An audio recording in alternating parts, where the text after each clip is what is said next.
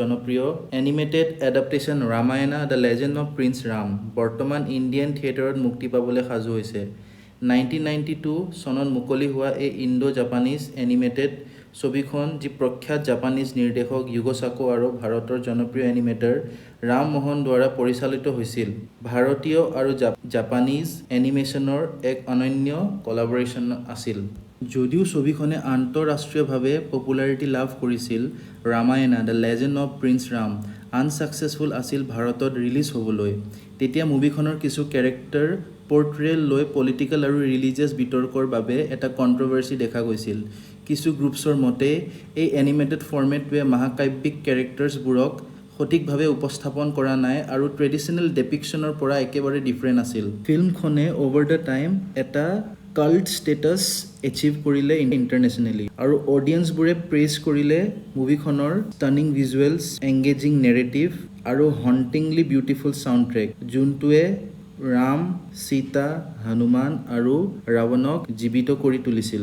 Ramayana the legend of prince Ram কেৱল animated ছবি নোহোৱাকৈ ই এক আৰ্টিষ্টিক আৰু কালচাৰেল পাৰ্চপেক্টিভৰ পৰা এক অন্যতম মাইলষ্ট'ন। ছবিখনে ৰামৰ সাহসী যাত্ৰা, সীতা উদ্ধাৰৰ সন্ধানত হনুমানৰ সাহসিকতাৰে ভৰা ভ্ৰমণ আৰু ৰাৱণৰ এগেইনষ্টত ৰাম আৰু লক্ষ্মণৰ মিনিংফুল যুদ্ধক সুন্দৰভাৱে পৰ্ট্ৰে কৰা হৈছে। ছবিখনৰ এনিমেশ্যন ষ্টাইল, যিটো জাপানীজ এনিমেশ্যন আৰু ভাৰতীয় আৰ্টৰ এক অপূৰ্ব কম্বিনেশ্যন, ই প্ৰত্যেক ফ্ৰেমক এটা স্পেচিয়েল ভিজুৱেল দান কৰে। এই ছবিখনৰ ষ্টৰী কেৱল এক মহাকাব্যিক যুদ্ধ নহয়, এটি পৰম্পৰাৰ ফেইথ, ডিউটি আৰু ছেক্ৰিফাইচৰ উদাহৰণ। ৰামৰ কঠোৰ মৰেলিটি, লক্ষ্মণৰ আনৱেভাৰিং লয়েলটি আৰু হনুমানৰ অসীম ডিভ'শ্যন, ই প্ৰতিজন কেৰেক্টাৰক এনে মাত্ৰাত নিগৰাই তোলে যে ই প্ৰতিজন ভিউৱাৰৰ মনত এক ডিপ ইম্পেক্ট পেলায়। The legend of prince Ram এতিয়া ৰেডি হৈছে ৰিলিজ হ'বলৈ ভাৰতৰ থিয়েটাৰ্ছত। এই ৰিলিজ কেৱল এটা ট্ৰেডিশ্যনেল এডাপ্টেশ্যন উপভোগ কৰাতেই সীমাবদ্ধ নহয়, বৰং ই এক কালচাৰেল ৰিভাইভেল।